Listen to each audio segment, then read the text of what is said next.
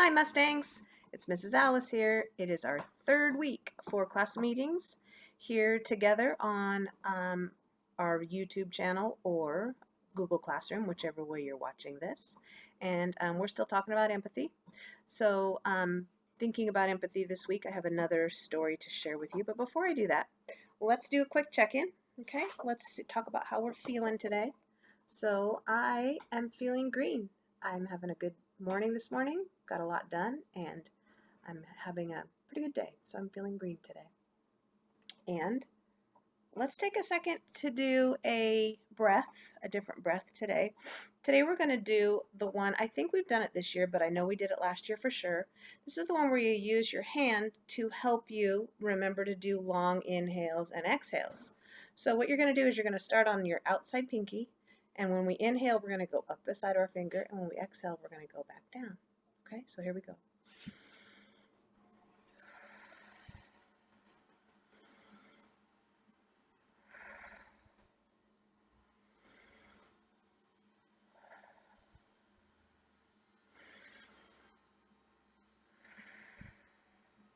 And one more.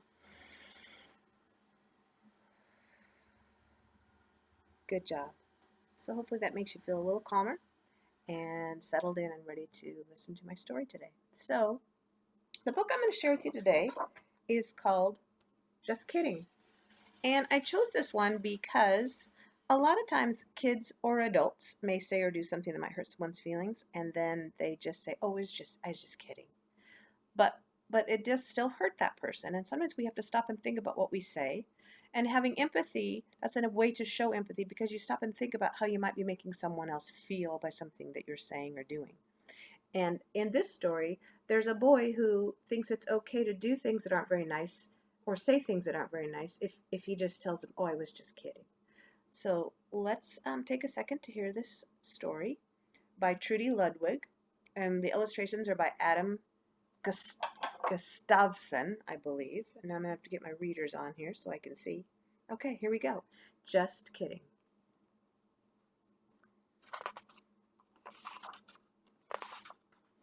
There are times I hate being a kid. Here I am, waiting to see which team will choose me for some pickup basketball, and the decision rests on a stupid game of rock, paper, scissors. Well, we'll play 2 out of 3, says Vince to Cody. Loser gets DJ. Ready? Rock, paper, scissors.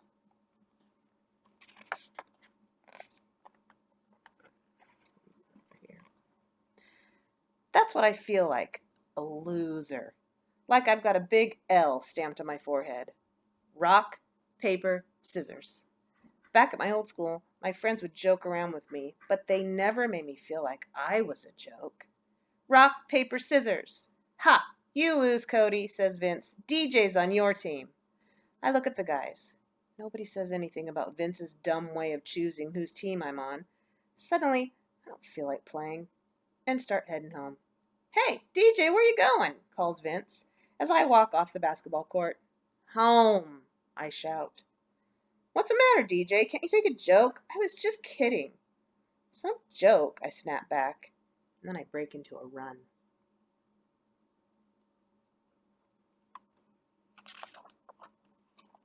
I race across the baseball field, past a bunch of houses that line my street, and to my treehouse in our backyard. "Jerks," I yell from the treehouse. "They're all jerks."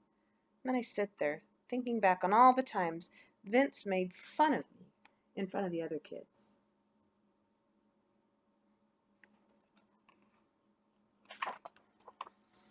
When I first came to Roosevelt Elementary a month ago, Vince seemed friendly enough.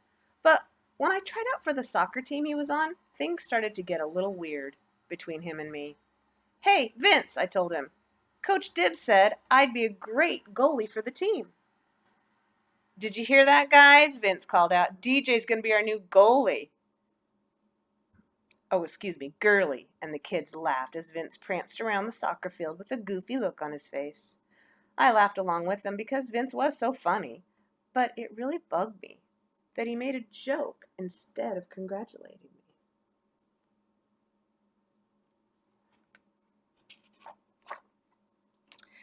Yesterday morning when I got on the school bus, I headed to my usual seat, way in the back next to Vince, Brian, and the other guys.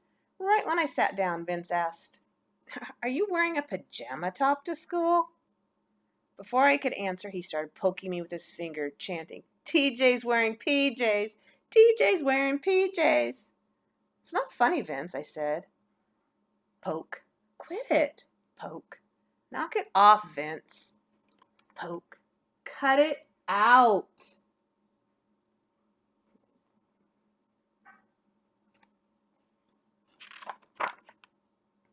Everyone on the bus got really quiet, and the bus driver glared at Vince and me through his rearview mirror. Vince looked all innocent-like and said loud enough for the driver to hear, "Geez, I was just kidding." Then today Vince comes up with his lame way of placing me on a team. I've had it. "DJ, are you in the treehouse?" Dad asks from below. I'm too angry to answer, so I don't. "DJ, are you okay?" "I don't want to talk about it." "Well, why don't we just play some catch instead?" I join Dad in the yard, and then he hands me my baseball glove. We toss the ball in silence. The rhythm of the ball going back and forth calms me down a bit. After a while, Dad asks, "You ready to talk about it now?" "Yeah." So I tell him how Vince teases me in ways I don't think are funny. I try to ignore him so he'll stop, but he doesn't. I say. And then I end up losing it, looking like I'm the jerk because I can't take a joke. I just don't get it, Dad. Why does he pick on me like that? DJ, you may never know exactly why kids like Vince are mean to you, but I do think it has more to do with what's going on with him than with you, he says.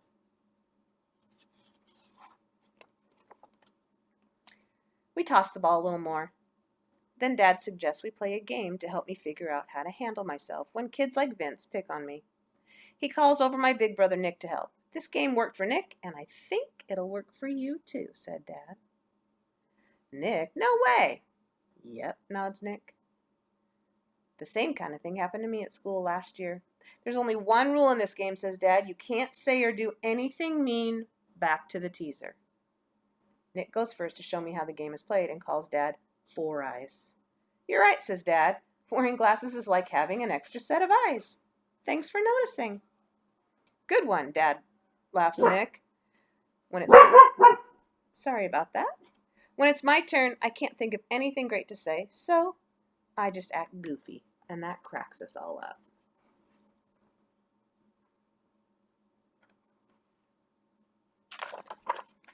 The next morning, I get on the school bus and sit next to Brian. Vince moves to a seat right behind us. I know he's up to no good. Sure enough, he starts making his move, this time on Brian. "Hey, bedhead," Vince says. "Did you bother looking in the mirror this morning?" Brian squirms in his seat as some kids on the bus watch us in silence.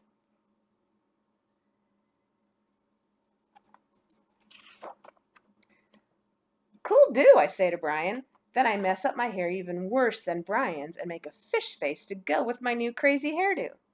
The kids around us burst out laughing. Vince doesn't say another word the rest of the ride to school. "Thanks, DJ," whispers Brian. "No problem," I whisper back. I'd like to say that Vince stopped bugging me after that, but he didn't. I even caught him red-handed in class, sticking a wad of gum on my chair. When I told him to take it off, he just laughed and walked away. So my dad and I met with my teacher, Mrs. Winter, and asked for her advice. Mrs. Winter said she was glad we told her about the problem.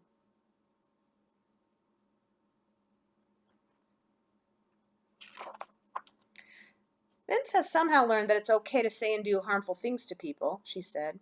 "I'll have the school counselor work with Vince to teach him the skills he needs to be a better friend. In the meantime," she adds, "hang out with friends who make you feel good about yourself. It's also important to let me know if Vince continues to pick on you." "But I don't want to be a tattletale." "Tattling is when you're trying to get someone in trouble," explained Mrs. Winter. "Reporting is when you're trying to help someone in trouble.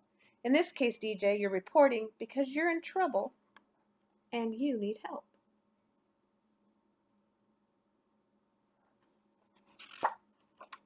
So I followed Mrs. Winter's advice, and Vince eventually stopped bugging me so much. Don't get me wrong, it's fun to kid around with your friends and family, but I learned the hard way that when a joke has a sharp edge to it, it can cut you to pieces. Now I hang out with Brian, Joe, and Miguel. We horse around and have fun without making fun of each other. That's just the way we like it. And that was Just Kidding.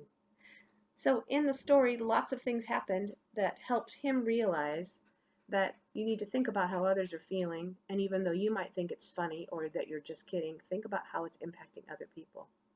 So after you watch this, take some time to think about it, and I'm going to be asking you some questions. And think about a time maybe you may have done something or said something and thought it was okay because you said you were just kidding, or has it ever happened to you? And think about how that made you feel.